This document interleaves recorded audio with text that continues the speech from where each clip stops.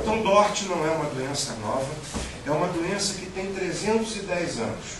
Se o presidente do sindicato pudesse retroceder no tempo a idade que ele tem hoje, ele podia dar 6 saltos e ele vai chegar a 1700 quando essa doença foi identificada. Infelizmente, aqui no Brasil, apenas em 1973, quando no 12º Congresso de Doenças Ocupacionais se apresenta uma patologia chamada síndrome de Dédé-Quervain ligada a lavadeiras. Mas ela só vem a ser reconhecida como doença do trabalho no ano de 1987. O reconhecimento tardio, mas que na vanguarda de Ramazzini valeu a ele o epíteto, o título com o qual até hoje é conhecido na comunidade médica mundial como o pai da medicina do trabalho. Eu separei das muitas 2 definições que me parecem interessantes. Essa, do ponto de vista legalista, está lá na IN 98, né? Uma síndrome relacionada ao trabalho, caracterizada pela ocorrência de vários sintomas concomitantes ou não, tais como dor, parestesia, vale dizer formigamento, sensação de peso, fadiga, de aparecimento gradativo, geralmente nos membros superiores, mas podendo acometer também os membros inferiores. Essa já é uma definição mais científica, que eu fui capturar numa tese de doutorado de uma colega lá na USP, onde ela chama atenção para aqueles 3 aspectos ali. O uso repetido de grupos musculares, o uso forçado desses grupos musculares e a manutenção da postura inadequada. Todas as 3 situações que nós podemos corrigir com a interferência ergonômica. As causas das LER-DORT são, no seu bojo, um conjunto de fatores que a medicina tem chamado de constrangimentos ergonômicos, envolvendo basicamente a exigência de cognição, a atenção, o ritmo e a produtividade, o peso em relação à demanda muito grande. E ela vem acontecendo no mundo moderno quebrando um paradigma. Até então se achava que as doenças osteomusculo-ligamentares fossem decorrência do trabalho forçado. A LER-DORT ela vem quebrando esse paradigma, mostrando que não, que o trabalho leve pode sim produzir esse tipo de distúrbio. Normalmente o fenômeno acontece basicamente por 2 fatores. Atritividade, que a gente chama, né? É uma estrutura esfregando em outra, ou o processo inflamatório, que tem como sufixo -ite, aí a gente vai ter as tenossinovite, as tendinite, as espondilite e todas essas ites. A região escapular, que é essa região aqui, ela é predominantemente a mais, embora não a única afetada. Estima-se que a distribuição dos sintomas ela ocorra mais ou menos nessa frequência. Vejam vocês que 81%, quando se soma 57 com 24, eu trouxe o laser, mas a tela da TV não ilumina o laser. Estão nessa região aqui.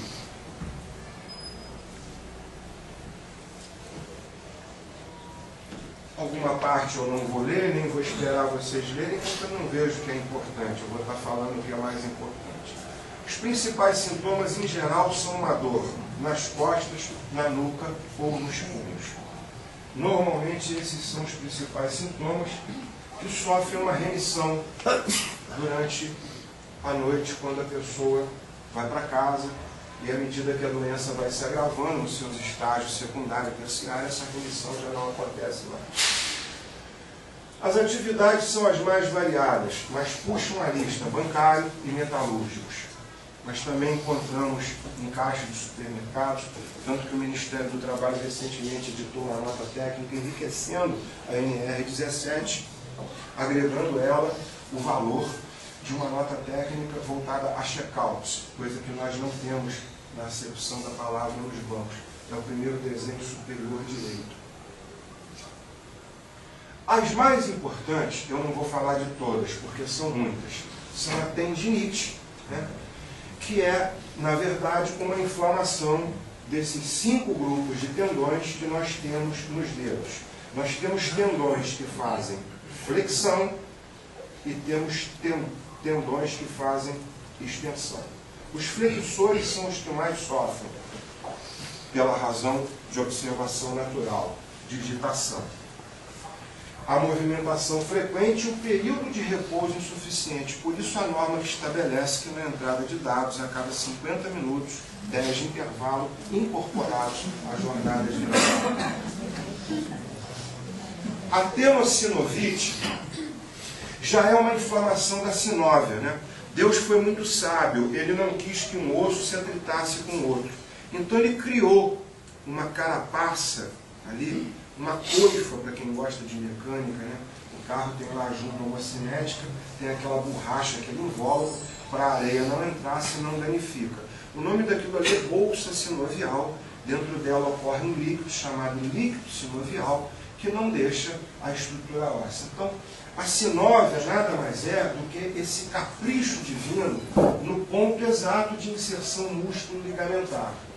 Dependendo da forma como o movimento é executado, eu não tenho a tendinite, mas tenho a sinovite.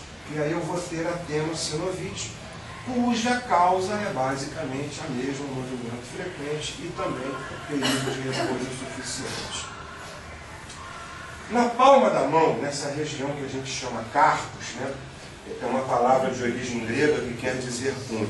A gente tem aqui um monte de ossos que formam essa estrutura.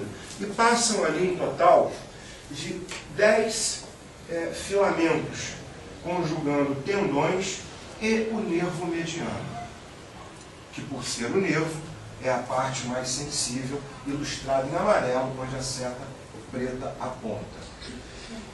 E aquela capa, essa que está aqui, ó, nós chamamos de retináculo, né? Ela existe anatomicamente ali para dar uma direção, para segurar todas essas estruturas. Em especial, uma doença que é a síndrome do túnel do carpo, porque aquele retináculo forma um túnel, vai acontecer uma fisiopatologia mais caprichosa, que a gente chama de distúrbio conteúdo-continente, onde o conteúdo, por força do excesso de movimentação, edemacia, aumenta e se torna grande demais para o pequeno volume. E aí o nervo, como é o mais sensível, o mais fraquinho, é o primeiro a dizer ai. Primeiro sintoma dor, vai evoluindo, evoluindo, tem tratamento clínico, chega uma época em que você não consegue remir, mas consegue estacionar, e chega uma época em que o nervo mediano precisa ser totalmente liberado, e aí só a cirurgia. Essa cirurgia, exemplificada aqui neste desenho, é chamada de retinaculectomia. É exatamente o corte do retináculo para poder liberar essas estruturas que já estão irrevogavelmente hipertrofiadas.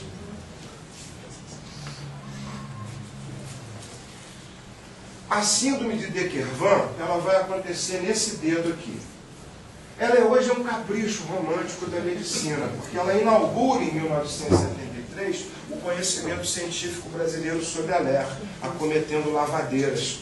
Ela é causada pelo movimento de pressão e torção, muito comum nas lavadeiras, arrumadeiras, mas com o evoluir da tecnologia da informação, os smartphones, que eu tenho certeza boa parte de vocês tem, ou celular, faz com que a gente fique usando o dedo, e aí o De Quervain volta a ter uma incidência alta como tinha antigamente.